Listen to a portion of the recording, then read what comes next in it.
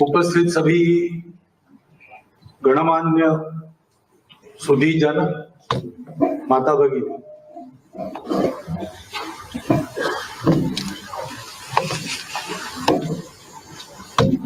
उत्सव मूर्ति ऐसा कहा गया मेरे बारे में।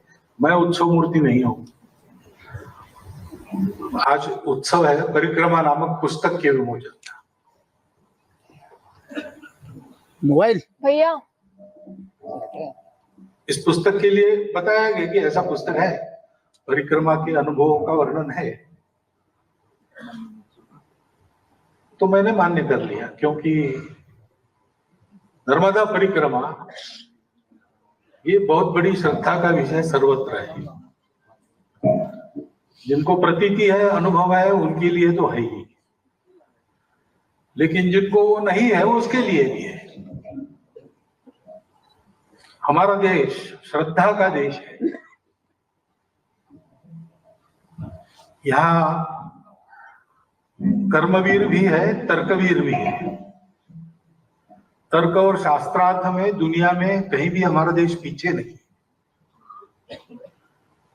परंतु हम सब लोग जानते हैं कि जीवन चलता है श्रद्धा विश्वास के आधार पर। अब जिनको जड़वादी कहा जाता है, वो लोग भी इसको मानते हैं आजकल। पहले नहीं मानते, लेकिन आजकल मानते हैं। दुनिया श्रद्धा विश्वास पर चलती है। उदाहरण भी देते कैसे चलती है। तो कहते हैं कि जनरल मोटर्स नाम की कंपनी है, अमेरिकन कंपनी है, जानते हैं। लेकिन कंपनी है क्या? कुछ लोगों के मन में आया कि ऐसी कंपनी करनी चाहिए। उन्होंने मिलकर तय किया। वो वहां के मैजिस्ट्रेट के पास गए। उन्होंने कहा कि हम लोग एक कंपनी है, जनरल मोटर्स उसका नाम है। उन्होंने कहने पर मैजिस्ट्रेट ने मान लिया और उसने घोषित कर दिया कि ये जनरल मोटर्स नाम की कंपनी है। तो जनरल मोटर्स नाम की कंपनी ऐसा अस्तित्व है ही नहीं। अगर कल कुछ घोटाला हो गया और कुछ कार्रवाई हुई तो ये सब लोग कह सकते हैं कि कंपनी तो मैं नहीं हूं, मैं तो एक इंडिविजुअल हूं। ये सब हो सकता है। वास्तव में जनरल मोटर्स नाम की कंपनी का अस्तित्व नहीं है। कुछ लोगों ने कह दिया, एक आदमी ने मान लिया, बस इतना ही है। लेकिन जनरल मोटर्स नाम की कंपनी साल में 1 लाख कारें तैयार करती है। जनरल मोटर्स नाम की कंपनी इतने लाख लोगों को रोजगार देती है। उसके नाम पर इतने करोड़ों रुपयों का व्यवहार चलते रहता है। ये सब क्या है? तो कहते हैं कि दुनिया विश्वास पर चलती है। कुछ लोगों ने कहा हम कंपनी है, एक ने मान लिया, उसने बता दिया ये कंपनी है, लोगों ने मान लिया और सब चल रहा है। लेकिन हमारे यहाँ जो श्रद्धा है वो ठोस श्रद्धा है। आप माइक से दूर रहिए थोड़ा। ऐसे केवल कहीं सुनी में से आई हुई काल्पनिक श्रद्धा नहीं, प्रत्यक्ष प्रतीति के आधार पर बनी श्रद्धा है। और वो प्रत्यक्ष प्रतीति भी हमारे यहाँ जो कोई प्रयास करेगा वो दे सकेगा। वैज्ञानिक ऐसा हम सुनते हैं, वैज्ञानिक बुद्धि से चलो, वैज्ञानिक वृत्ति से चलो। वैज्ञानिक वृत्ति यानी क्या है? तो प्रत्यक्ष प्रमाण चाहिए। लेकिन आज वैज्ञानिक कहने वाले लोग भी प्रत्यक्ष प्रमाण उनके पास होगा ऐसा नहीं है। लेकिन हमारे भारत की जो श्रद्धा है, उस श्रद्धा के लिए प्रत्यक्ष प्रमाण है। प्रत्यक्ष प्रमाण को आपके साथ साझा करने वाले लोग हैं। और अगर आपको वो प्रमाण लेना है तो आप ले सकते हो। प्रयास आपको करना पड़ेगा, प्रयोग आपको करना पड़ेगा। इसलिए श्रद्धा और विश्वास की भावनाओं को हमारे यहाँ एक साकार रूप दिया है। उनको भवानी और शंकर कहा है। भवानी शंकरो वंदे श्रद्धा विश्वास रूपिणो याभ्याम विना न पश्यन्ति सिद्धा स्वान्तस्थम ईश्वरम। अपने अंदर है भगवान, अपने इतना निकट है, अपने ही अंदर है। लेकिन बड़े बड़े सिद्ध महात्मा भी बिना श्रद्धा और बिना विश्वास के उसका दर्शन नहीं कर सकते। और इसलिए श्रद्धा विश्वास यानी भवानी कर, ऐसा अपने यहाँ कहा गया है। ये श्रद्धा किस प्रतीति से आई होगी? वरना मनुष्य तो जो दिखता है उसी को मानता है, जो नहीं दिखता है वो होता ही नहीं है। ये मनुष्य स्वभाव है। विज्ञान भी यही कहता है कि जो नहीं दिखता है, 5 ज्ञानेंद्रिय है, उसके आधार पर जो नहीं हम समझ सकते या उनको दूरबीन लगाकर या उनको माइक्रोस्कोप लगाकर हम नहीं समझ सकते तो वो है। लेकिन हमारे यहाँ ऐसा नहीं है। हमारे यहाँ ये कहा गया इसके भी आगे उपनिषद है। उपनिषद पुराने उपनिषद है, नए उपनिषद है, कालक्रम के अनुसार उनकी रचना करते हैं। और फिर देखते हैं तो ध्यान में आता है कि जो पुराने उपनिषद है वो सत्य को बाहर खोज रहे हैं। सत्य वायु में है क्या, सत्य अग्नि में है क्या, सत्य आकाश में है क्या। जैसे जैसे वो नए यानी प्राचीनता छोड़कर अर्वाचीन काल में आते हैं तो ये बाहर की खोज बंद हो गई, क्योंकि बाहर की खोज में मिला कुछ नहीं मिलता है। सत्य और सुख बाहर मिलता नहीं है। जो मिलता है वो तात्कालिक होता है, ज्यादा होने पर फीका हो जाता है। एक बार मिल गया तो बार बार चाहिए, वो हमारी सुख की तृष्णा को तृप्त नहीं कर सकता। और मनुष्य की खोज है नित्य निरंतर प्राप्त होने वाला, कभी फीका न पड़ने वाला सुख चाहिए। तो बाहर मिलता नहीं। रसगुल्ला खाएंगे, कितना खाएंगे? 1 खाएंगे, 2 खाएंगे, 5 खाएंगे, 10 खाएंगे। होड़ लगाकर 100 खाने वाले भी लोग हैं। लेकिन उनको भी एक क्षण आता है जब रसगुल्ला देखने के बाद उल्टी हो जाती। तो रसगुल्ले में सुख नहीं खोजो, रसगुल्ले में सुख नहीं है। उसकी अति हो गई तो वो सुख दुख बन जाता है। पर्याप्त मिलने के बाद भी कल फिर से लगता है कि चाहिए। आज तृप्त हो गई, इतना तृप्त हो गए कि अब सामने आया तो उल्टी करेंगे, लेकिन एक रात गुजरने के बाद दूसरे दिन पूछे तो और 5 ले लेंगे। बाहर सुख नहीं मिलता है, सुख तो अपने अंदर है। ये जब पता चला तो हमारे पूर्वजों ने अंदर खोजना प्रारंभ किया, बाकी दुनिया रुक गई। उसने अंदर खोजने का कष्ट नहीं किया, हमने अंदर खोजा। और खोजते खोजते हमारे पूर्वजों को एक सत्य मिल गया। उस सत्य ने उनको ये बताया कि सब में वही सत्य है, सब है ही नहीं, सब ये भ्रम है, एक ये सत्य।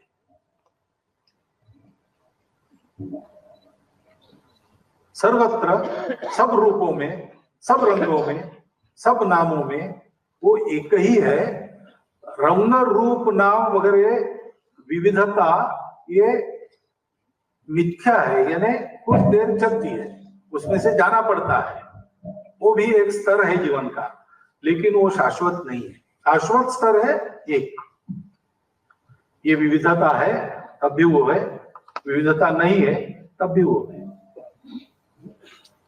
और वही तुम में है।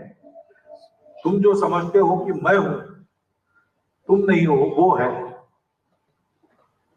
तुमने मान लिया कि मैं हूं, इसे जब तक तुम मानते हो तुम हो, तब और भी है।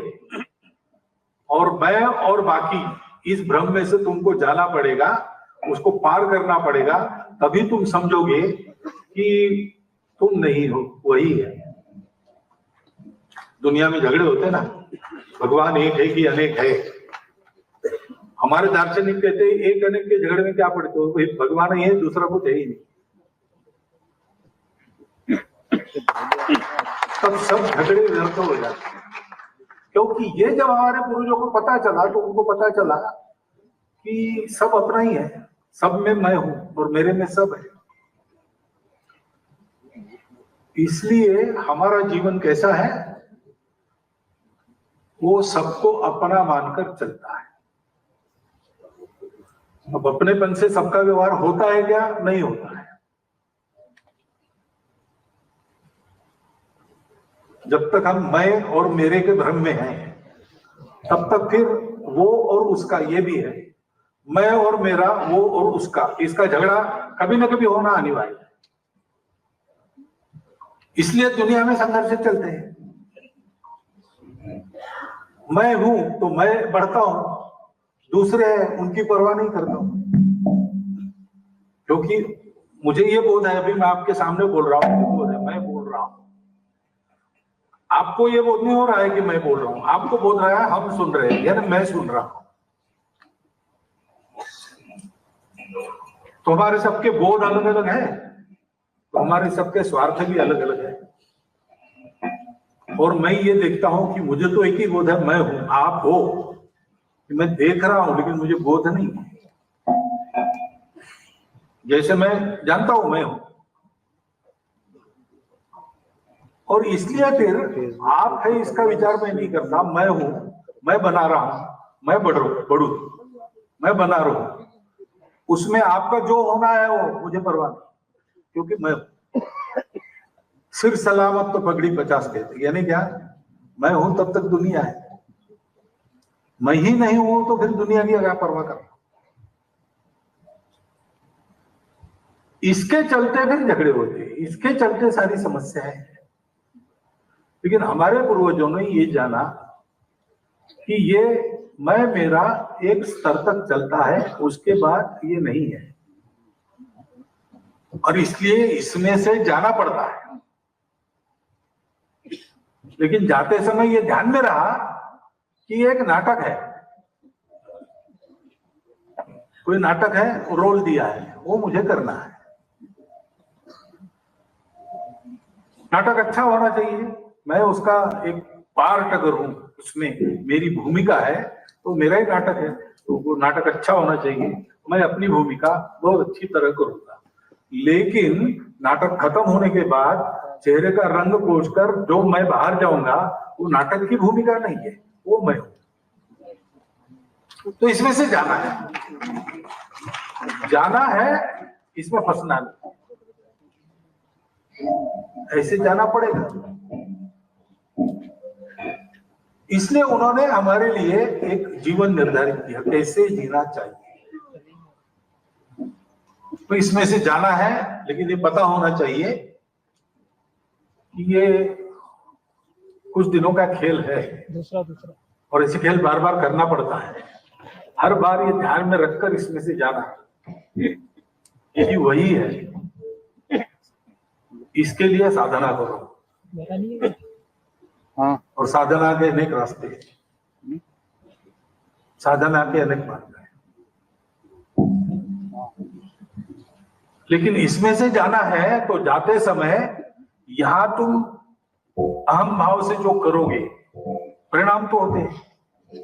जीवन का नियम है, सृष्टि का नियम है, कुछ होता है तो उसके परिणाम होते हैं। जो मैं करता हूं उसके मुझ पर परिणाम होते हैं, दुनिया पर तो होते ही है, मुझ पर भी होते हैं। लेकिन मेरे हाथ से हो जाए और मैं उसमें न फंसू, मैंने नहीं किया, ये मेरा दृढ़ भाव रहे, तो परिणाम मुझे दीजिए। तो चादर पर दाग नहीं लगता, झीनी झीनी चदरिया जैसी मिली थी वैसी के वैसी वापस कर सकते।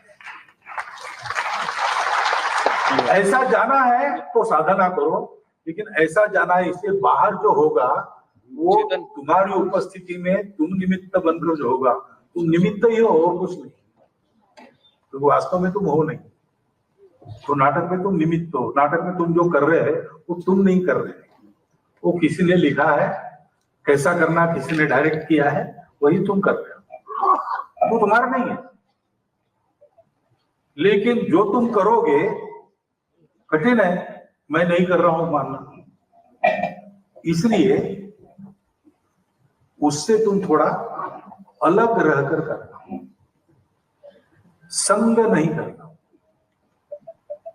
रास्ता तय करना है तो रास्ते पर से जाना है, जो जो बीच में आएगा उसको लांग कर जाना है, उसको कूद कर जाना है, उसको साथ करके जाना है, जाना तो है तो करना पड़ेगा। लेकिन जो तुम करोगे वो अच्छा करो, खराब मत करो। जैसे तुम हो, मैं हूं, ये बोर्ड लेकर तुम पार हो रहे हो, सिर्फ बाकी भी लोग वो है ये बोर्ड लेकर चल रहे हैं, उन पर आक्रमण मत करो, उनका खेल बिगाड़ो, ठीक से चलो। नाटक हो रहा था, बहुत नामवर नट उसमें थे, प्रत्यक्ष प्रसंग है। मैं गया था और विद्यार्थी था, बहुत अच्छा नाटक था, संभाजी महाराज के जीवन पर था। इथे ओशाळाला मृत्यू ऐसा नाम था उसका। तो उसमें प्रसंग है कि औरंगजेब अपने सरदारों को डांटता है कि तुम लोगों में कुवत नहीं है इनसे लड़ने की, क्योंकि ये गुण वर्णन करता है, ये लोग ऐसे हैं, इनसे तुम पार नहीं पा सकते, और खूब क्रोधित होकर डांटता है। ऐसा प्रसंग है। अब नाटक की भूमिका में भी शायद उस दिन औरंगजेब की भूमिका करने वाले जो प्रसिद्ध थे, वो शायद अपनी जो इस दुनिया की असली पहचान है, जो नाम है उनका, जो जीवन है, वो शायद थोड़ा सा याद रखे थे, भूले नहीं थे। पूरा औरंगजेब होकर काम शायद नहीं कर रहे होंगे, पता नहीं क्या है। तो डांटते डांटते औरंगजेब ने सरदारों को कह दिया, गेट आउट, तुम बाहर जाओ। अब औरंगजेब ने अंग्रेजी में गेट आउट कहा। लोग हंसे लेकिन भूल गए, क्योंकि इतने महान अभिनेता थे कि चलो, ऐसा दाग लगने से उनको नजर नहीं लगी किसी की, यही हो गया, इतना अच्छा अभिनय करते। ठीक है, वो प्रसंग आएगा, लेकिन बाद में नाटक समाप्त हो गया। हम 3-4 मित्र थे कॉलेज के, जाने के पहले कॉफी पी के जाना, इसलिए सामने एक होटल है उसमें गए। वहां हमने देखा कि वो और संभाजी का काम करने वाले 3-4 मिनट वहां बैठे थे, कॉफी सामने पड़ी थी और ये रो रहे थे। ये मेरे से गलती कैसे हो गई? कैसे करना? तन्मयता से करना। गीता में कहा है, सत्ता कर्मण्य विद्वांसो, कर्म में सख्त होकर जुड़कर करने वाले अविद्वांस या न जानने वाले लोग जैसे करते हैं, जानने वाला भी वैसे ही करता हुआ दिखता है, लेकिन वो जुड़ा हुआ नहीं। सोचिए आप अपने बीपी, कोलेस्ट्रॉल, थायराइड और डायबिटीज को नेचुरली कंट्रोल कर पाए, वो भी बिना दवाइयों के। सेलिब्रिटीज, क्रिकेटर्स और 20,000 से भी ज्यादा लोग नेचुरोपैथी के साथ ये वाकई में अचीव कर पाए हैं, और आप भी बिल्कुल ऐसा ही कर सकते हैं। करने का वातावरण हम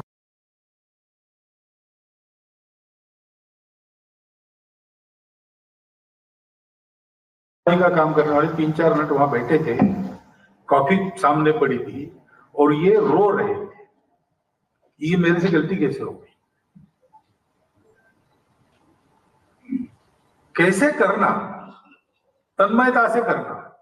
गीता में कहा है, सत्ता कर्मण्य विद्वांसो, कर्म में सख्त होकर जुड़कर करने वाले अविद्वांस या न जानने वाले लोग जैसे करते हैं, जानने वाला भी वैसे ही करता हुआ दिखता है, लेकिन वो जुड़ा हुआ नहीं। अभी कितनी कठिन बात है, लेकिन ये सहज हमारे लिए। करने का वातावरण हमको हमारे आध्यात्मिक महापुरुषों ने दिया। मैंने कहा ना, अनेक मार्ग होते साधना के। तो एक ज्ञानेश्वर महाराज ने वर्णन किया है कि एक रास्ता ऐसा होता है कि पंछी झाप एकदम उड़कर जो चाहिए उस पर झाप देकर उसको पकड़ के ले लेता है, एक झाप में काम हो जाता है। ऐसे कुछ लोग होते हैं, वो उस प्रकार सीधा वहीं जाते हैं। शंकराचार्य जैसे हो गए, बचपन में ही सारे मोह त्याग कर निकले, श्रेय को प्राप्त कर लिया। लेकिन कुछ लोगों का यह सामर्थ्य नहीं होता। तो बिल्कुल सामान्य व्यक्ति का मार्ग कैसे है? जैसे चींटी चलती है, छोटे छोटे कदमों से जाती है, उसी फल को खाने के लिए जाती है, जिसको पंछी एक झाप मारकर उसका रस चूस लेता है। ये चलकर जाती है, धीरे धीरे कब पहुंचती है पता नहीं, लेकिन पहुंचती है और अपने छोटे से मुंह से जितना मुंह में आता है उतना रस चूसती रहती है। इसको पिपीली का मार्ग कहते हैं। सब प्रकार के लोग हैं दुनिया में, तो सबके लिए रास्ते हैं और उन सब की मान्यता है। इसमें छोटा बड़ा नहीं है, इसमें छोटा बड़ा नहीं है। बस अपने रास्ते को पहचान पर उस पर आप कैसे लगे हो, इसी की बात रहती है। और इसलिए कभी कभी उत्तम रास्ते को मनोयोग से करने वालों को भी जो नहीं प्राप्त होता है, वो सामान्य लोगों को उनके ये चींटी वाले कदम से मिलता है। वो है ना, शेष महेश गुणेश दिनेश सुरेश उजाओ निरंतर ध्यावई, जाहि अनादि अनंत अखंड अछेद अभेद सुवेद बतावई, नारद से शुक व्यास रटे पछी हारी थके, पुनि पार न पावई, ताई अहीर की छुहरिया छछिया भरी छाछ पे नाच नचावे। तो हमारे पूर्वजों के उपकार है कि हम सबके लिए उन्होंने ये द्वार खोल दिया है। और इसलिए ये भाव बल अगर मन में है तो ये सुलभ है। ये सारा जो मैं क्या कह रहा हूं शायद मुझे भी समझ में आया, कितना पता नहीं, प्रतीति तो बिल्कुल है नहीं, लेकिन ये समझ में न आने वाली बातें भी नर्मदा किनारे पर जाकर बैठो, जैसा स्वामी जी ने कहा, बस एकाग्र होके देखो नर्मदा जी का दर्शन करो। तो आज इस नाटक वाली दुनिया से अलग होकर अपने असली स्व में आ जाते हो। क्षण भर क्यों न हो, ये प्रतीति हर बार आती है, लेकिन वो भक्ति चाहिए, वो भाव चाहिए। नर्मदा का पानी है ना, हाइड्रोजन ऑक्साइड है, ऐसा जिनका पक्का मत है उनके लिए नहीं, उनके लिए नहीं, क्योंकि भाव ही परमेश्वर है, भाव ही सत्य है, बोध ही सत्य है। हम है या नहीं, क्या है, हमको लगता है मैं हूं इसलिए मैं हूं, तो विचार नहीं है, अंदर से स्फुरण है। सो जाते हैं, गहरी नींद सो जाते हैं, तब शरीर तो सोता ही है, मन भी, बुद्धि भी सो गई है, सब स्वप्न भी नहीं आता। लेकिन जगने के बाद हम कहते हैं आज मस्त नींद आ गई। और किसको आ गई? तुम तो थे ही नहीं, तुम्हारा शरीर भी मर गया था, मन भी मर गया था, बुद्धि भी मर गई, अपने अंदर है। जो गहरी नींद आई वो किसको आई? वो जो है वो बोध है, वही हमारा स्वरूप है। और अपने इस बोध का बोध कराने वाली नर्मदा मैया है।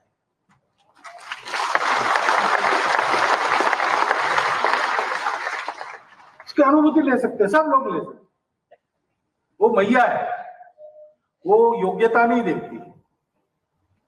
मेरा पुत्र मेरिट में आने वाला विद्यार्थी है कि स्कूल छोड़कर इधर उधर दंगा करने वाला असमंजस ऐसा बालक है, वो देखती नहीं। वो अपना बालक है तो दोनों को देती है, समान देती है। थोड़ा जाकर बैठो वहां पे, ऐसा ये सर्वत्र देखने की जो शक्ति है वो हमारे पूर्वजों ने हमको जो भाव दिया है उस भाव के कारण मिली है। वो महत्व की बात है। भारत का अस्तित्व उस भाव के कारण है और भारत का अस्तित्व उस भाव के लिए, क्योंकि ये भाव नहीं है मन में, इसलिए सारी समस्याएं हैं। इसको आप भक्ति कहो, इसको आप अपनापन कहो, आत्मीयता कहो, हम सब एक है। तो पेड़ और मैं भी एक हूं, नदी और मैं भी एक हूं, पहाड़ और मैं भी एक हूं। भगवान सर्वत्र है, सर्वत्र पवित्रता है, कहीं भी अपवित्रता नहीं है। आपको लोगों को भी होगा ना, तो जाते जाते गलती में कुछ किताब पढ़ी है नीचे और आपका पैर लग गया, तो कुछ लोग तो तुरंत झुककर नमस्कार करते, कुछ लोग जाते जाते ऐसा कर देते, लेकिन करते जरूर है, क्योंकि हमको बचपन से यही पढ़ाया है, वो विद्या है। अरे वो कागज है, कागजों का कुलिंदा नहीं, वही विद्या है, वो सरस्वती माँ है। उसमें पवित्रता है, उसमें चैतन्य है। सब जगह इस चैतन्य और पवित्रता को देखने का भाव जो भारत को दिया है, उसके चलते भारत जब सिरमौर देश था 3000 वर्षों तक दुनिया में कोई कलह नहीं हुआ है, पर्यावरण कभी बिगड़ा नहीं, तकनीकी प्रगति बड़ी ऊंची थी, परंतु पर्यावरण नहीं बिगड़ा। मनुष्य का जीवन सुखी था, मनुष्य का जीवन सुसंस्कारित था। अब प्रमाण है, एक विलियम डैलिरिम्पल है, उसकी नई पुस्तक आप पढ़िए, दी गोल्डन वे, गोल्डन गेट,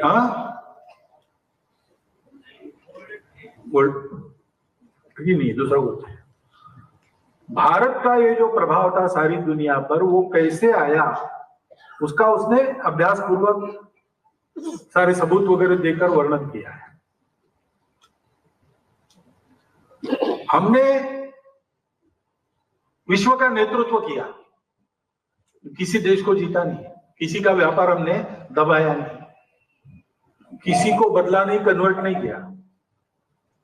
जहां गए वहां हमने सभ्यता दी, वहां हमने ज्ञान दिया, शास्त्र सिखाए, जीवन को उन्नत किया। प्रत्येक राष्ट्र की अपनी पहचान थी, सब थी, लेकिन आपस में एक सुसंवाद चलता था। वो आज नहीं है। मनुष्य के हाथ में इतना ज्ञान आ गया है कि बहुत सी बातें वो प्रत्यक्ष करता है जो पहले प्रत्यक्ष नहीं कर सकते थे। तो ऐसा होने के बाद भी ज्ञान विज्ञान बढ़ा, लेकिन संहार भी बढ़ा। तथाकथित विकास हुआ, लेकिन पर्यावरण भी बिगड़ा। मनुष्य उन्नत बना भौतिक दृष्टि से, लेकिन परिवार टूटने लगे, आपस में पटती नहीं, माता पिता को रास्ते पर लोग छोड़ देते हैं, संस्कार नहीं है। ऐसी विकृति आ गई नई पीढ़ी में कि ये मांग होती है कि वो अगर मानता है कोई लड़का कि मैं लड़का नहीं लड़की हूं, तो कहने चाहिए हाँ तू हो, उसको दबाव माने। वो कहता है कि मैं सीआर हूं, वो मानना चाहिए। ऐसे विकृत प्रवाह चलने लगे। 2000 वर्षों की हालत हो गई, सब प्रकार के प्रयोग हो गए। क्या नहीं है, बस यही नहीं है, भाव नहीं है, भक्ति नहीं है, यानी जुड़ना नहीं है। अपनापन जोड़ता है, वो अपनापन नहीं है, क्योंकि हमारा संबंध है ये बताने वाला कुछ नहीं है। वो लोग नदियों को मैया नहीं कहते, कह नहीं सकते। अमेज़न मैया ऐसा नहीं कहेंगे, मिसिसिपी मैया ऐसा नहीं कहेंगे। हमारे यहाँ अपने गांव की स्थानीय नदी है, छोटी सी है, गर्मी में सूख भी जाती है, लेकिन लोग उसको भी मैया कहते हैं, उसको भी गंगा कहते हैं। ये भाव है। सुशिक्षित अशिक्षित सब में है, गरीब अमीर सब में है। पूजा किसी की कोई हो, ये भाव सर्वत्र है। अपनापन, संबंध। उस गांव में गए, पानी नहीं पिएंगे यहाँ, क्योंकि क्या हो गया? नहीं, हमारे गांव की लड़की आती है। अरे तुम्हारे गांव की लड़की तुम्हारी कुछ है क्या? नहीं नहीं, वो दूसरी जाति के, लेकिन हमारे गांव की लड़की आती है तो समझी के आप पानी नहीं पिए। हमारे गांव की लड़की गई तो हमारे समझी बन जाते। ये जो रीति है, ये जो नीति है, वो मन के भाव से आती है। और इसलिए हमेशा हम विकास की अगर अपने विचार से सोचेंगे तो यही सोचेंगे कि बिना कुछ बिगाड़े हम आगे बढ़े।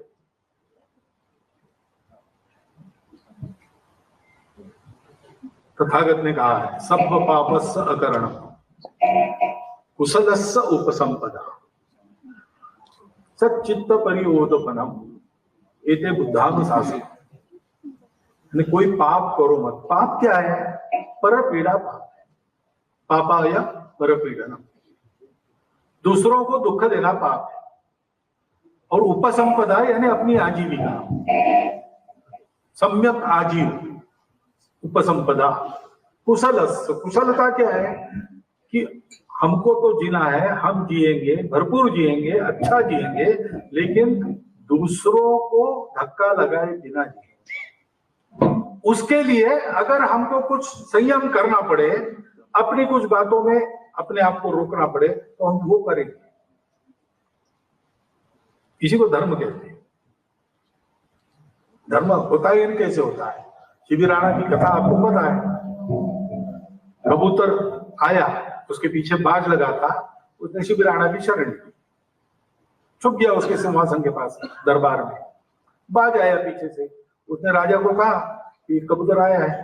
राजा आया है, मेरी शरण ली है, मेरे शरण में है, और मुझे खाना है उसको। राजा ने कहा मैं नहीं खाने दूंगा। एक निरपराध निर्बल प्राणी को तू खाएगा, ये पाप है।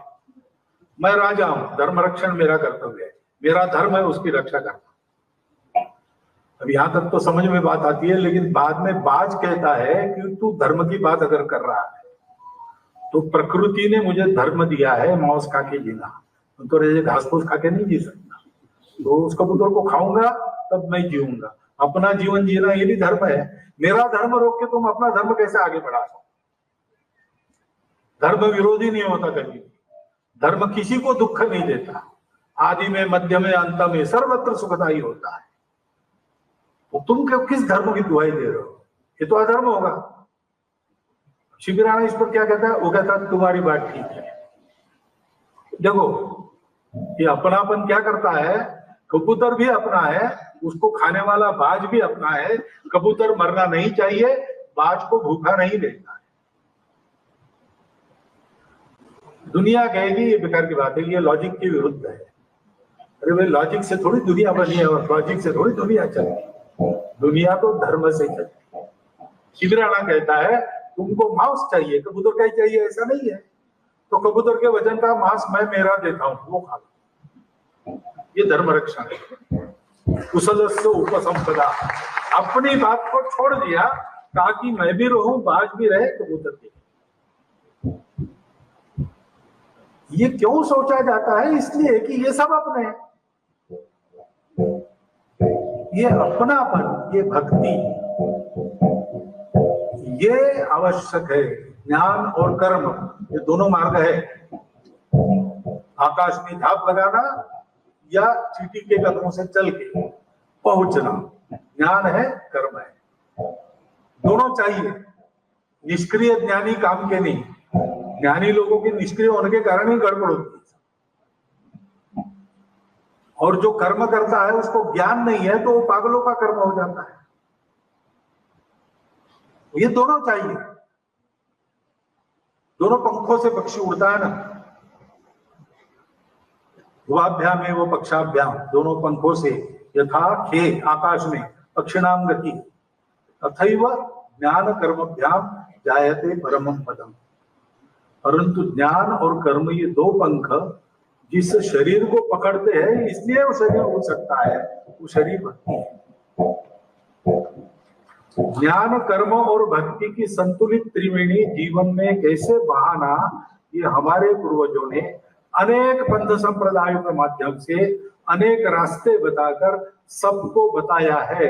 उस पर श्रद्धा रखकर आज भी अपना देश चलता है और इसलिए सबकी भविष्यवाणियां झूठी कराकर हमारा देश आगे बढ़ रहा है। चर्चिल ने कहा था तुम टिकोगे नहीं, स्वतंत्र हो जाओगे, बट जाओगे, वो नहीं हुआ। इंग्लैंड बढ़ने की स्थिति में आ रहा है, हम नहीं बढ़े, हम बढ़ेंगे आगे। कभी बढ़ गए थे, वो भी हम मिला लेंगे।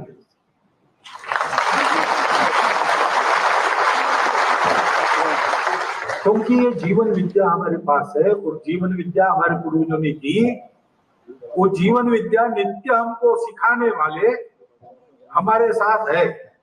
व्यक्ति भी है, तपस्वी महात्मा भी है, हमारी प्रकृति है, हमारे पहाड़ है, हमारी नदियां है, हमारे पत्थर है, हमारे पेड़ है, हमारे पशु पक्षी है। किसकी पूजा नहीं करती इसमें से हम? इन सब की पूजा करते हैं।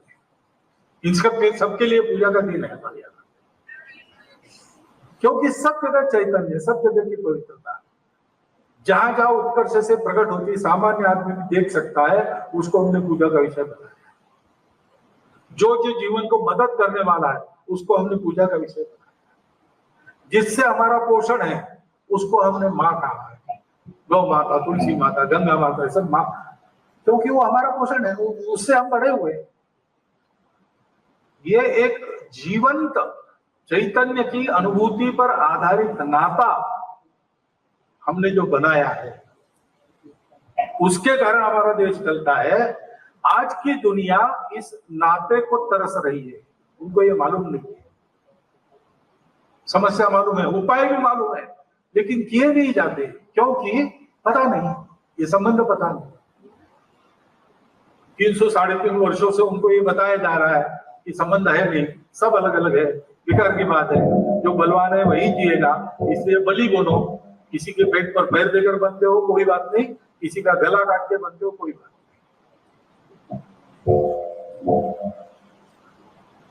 गला काटने का काम, जेब काटने का काम केवल दर्जी करते थे पहले, और सारी दुनिया कर रही है। और उनको पता नहीं, जानते हैं इससे गड़बड़ है, लेकिन रुक नहीं सकते क्योंकि वो विश्वास नहीं, वो श्रद्धा नहीं। इस श्रद्धा विश्वास के संबल पर खड़ा होकर अपने देश को बड़ा करना और संपूर्ण विश्व को ये श्रद्धा विश्वास देने वाला धर्म देना, ये कर्तव्य हमारे सामने है। इस कर्तव्य के लिए हमारी तैयारी कैसे होगी? ज्ञान विज्ञान से तो होगी, परंतु हमको फिर से इस भाव में अपने आप को स्थिर करना है। और जो पुस्तक है, पुस्तक आराम से पढ़ना, क्योंकि बहुत जटिल है, समझ में आने के लिए समय लगना ही है। वो ज्ञान बड़ा जटिल है, वो प्रतीति है तो तुरंत समझ में आता है, नहीं तो समझना पड़ता है। बुद्धिगम्य पूरा का पूरा नहीं होता है, श्रद्धा रखकर ही पढ़ना है, आता है समझ में बात। परंतु पुस्तक का विषय ही यही है। परिक्रमा में जो कुछ प्रहलाद जी को बोध मिला होगा, उस बोध को सरसरी मैंने जो पढ़ा है, पूरे पुस्तक को सरसरी देख लिया मैंने, उसमें तो यही है कि मैं और मेरा छोड़ो, अंतःकरण पवित्र करो, उसमें स्वार्थ बिल्कुल मत रखो, कर्तव्य कर्म करते चलो, सबको अपना मानकर चलते जाओ, सब होता है। ये संदेश देने वाला वो पुस्तक है। और इसलिए परिक्रमा पुस्तक का विमोचन करना है, ऐसा उन्होंने कहा। मैंने कहा ठीक है, मैं आता हूँ। यहाँ नहीं था, नागपुर से आया और वापस नागपुर जाऊंगा, लेकिन पुस्तक इतनी महत्वपूर्ण है इसलिए मैंने इसके लिए आना स्वीकार किया। बाकी परिक्रमा तो उन्होंने की है, प्रतीति तो उन लोगों को है। मुझे कुर्सी पर बिठाया है संघ ने, इसके लिए आजकल मुझे बुलाते हैं, लेकिन संघ में भी प्रतीति मिलती है कुछ बातों, संघ का काम ऐसा है। उसके बल पर मुझे जितना समझ में आया मैंने आपके सामने चिंतन के लिए रख दिया है। इसमें जो गलतियां हैं वो मेरी है, जो सही है वो अपनी परंपरा का करोड़ों वर्षों से चलता आया हुआ है, उस पर चलना है, इतना ध्यान पे रखिएगा। ये एक अनुरोध करता हूं और मेरा ये भाषण समाप्त।